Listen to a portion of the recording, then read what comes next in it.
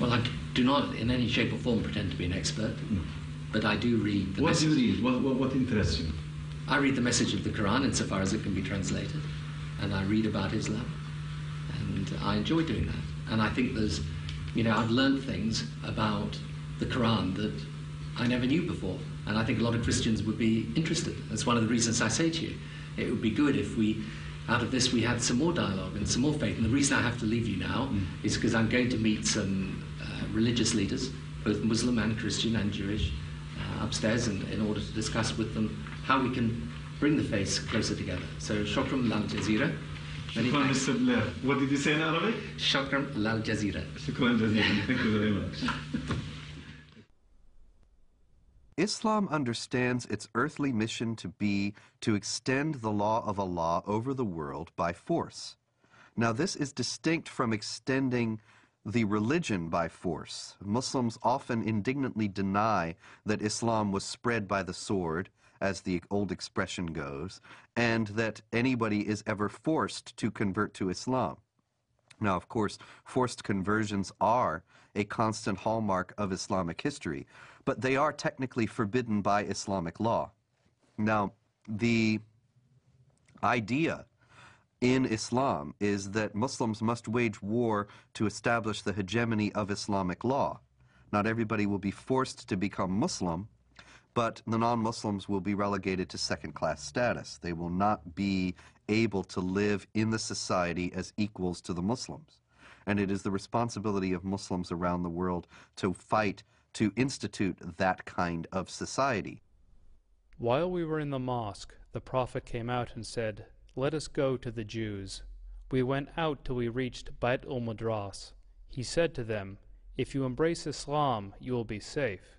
You should know that the earth belongs to Allah and His Apostle, and I want to expel you from this land. So if anyone amongst you owns some property, he is permitted to sell it. Otherwise, you should know that the earth belongs to Allah and His Apostle." The Muslims see the extension of jihad as a war liberating the infidels from their infidelity and a privilege for them to enter in the religion of Islam and to abandon their wrong belief. So jihad is seen as a favor which is given to the infidel population in order to change their ways and convert to the true religion, Islam. It is not for a prophet that he should have prisoners of war and free them with ransom until he had made a great slaughter among his enemies in the land. You desire the good of this world, the money of ransom for freeing the captives, but Allah desires for you the hereafter, and Allah is Almighty, All-Wise. In the Muslim thinking, in the Muslim Sharia, the way the world is depicted is in two houses. It's called Dar al-Islam or Dar al-Harb, the house of Islam or the house of war. So the whole world is under these two houses. If you're not a Muslim, you're under the house of war. Yet in the West, the apologists, Islamic apologists would say, no, that's not accurate. It is the house of peace and the house of Islam. And in fact, that's not accurate. If you look at the hadith and if you look at what comes from the highest jurisprudence in the Middle East, that's what is being taught.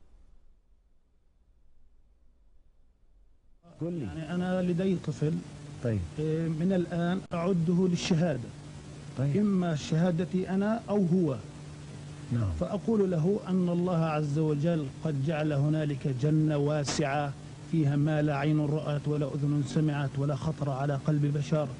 وهو بيسألني يعني إذا أنا عملت عملية وفجرت نفسي هل إلي يعني ربنا عز وجل بيعطيني اللي بدي إياه، بيعطيني سيارات، بيعطيني بارودي أطخ فيها، بيعطيني ألعاب. قلت له كل ما تطلب. وهل هذا حصل؟ شيء تطلب وهذا فعلا حصل. وهل حصل بينك وبين ابنك يعني؟ هذا فعلا حصل. نعرف حقيقة لو نمسك الميكروفون مع بعض ودنا نعرف ما هي الإجابة الصحيحة لهذا الطفل عندما يسأل أين أبي أو أين أمي وقد قام كلاهما أو أحدهما في عملية استشهادية. والله الإجابة باختصار لما استشهد سعيد ما حكينا إن هذا شهيد. نعم. ولا تحسبن الذين قتلوا في سبيل الله أمواتا بل أحياء عند ربهم يرزقون. نعم. وسكتنا الأولاد ولما أجت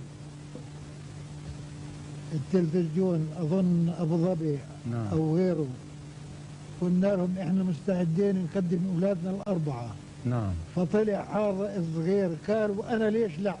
وأنا أتمنى أن أكون شهيدا في سبيل الله وأن أقتل عددا من اليهود والكفار الذين أشركوا بالله ورسوله واتبعوا دينا غير لم يشرعه الله ولم يذكر في القرآن الكريم.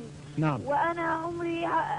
وأنا عمري 12 سنة. ما شاء الله. وأحفظ القرآن الكريم. ما شاء الله. الله يحفظك ويجعلك مجاهد إن شاء الله في سبيل الله. Now, the infidel population are seeing this war as a genocidal war, since as it is described in the Muslim historians of jihad, as well as extremely numerous Christian sources, this war was conducted as in great ferocity. Whole cities were given up to massacres. Entire populations were deported in slavery or massacred. The companion of the Prophet and the second Caliph, Umar, sent the Muslims to the great countries to fight the pagans. When we reached the land of the enemy, the representative of Khosrau, Persia, came out with 40,000 warriors. And an interpreter got up saying, "Let one of you talk to me." Al-Mughira replied, "Our Prophet, the messenger of our Lord, has ordered us to fight you till you worship Allah alone or give jizya, tribute. And our Prophet has informed us that our Lord says, 'Whoever amongst us is killed, martyred, shall go to paradise to lead such a luxurious life as he has never seen, and whoever amongst us remains alive shall become your master.'" There have been, in fact, two big waves of jihad. The Arab waves, which started in the 7th century, and in the course of 1 century only, has Islamized a huge territory, mainly Christian territory, from Portugal till Armenia.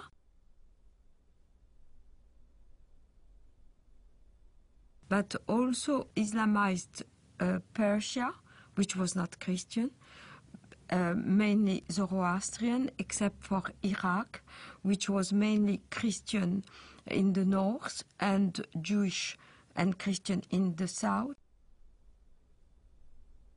The second wave of Islamization started in the 11th century with the Turkish tribes.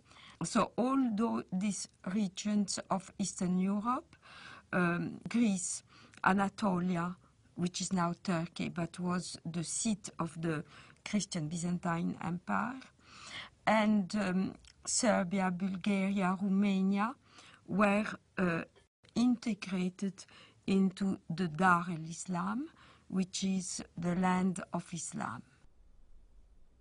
So all the countries around the Mediterranean, which once have been Christian, became the Islamic Empire. This Turkish wave lasted from the 11th century till the 17th century, where the Turkish army were stopped at the gate of Vienna in 1683.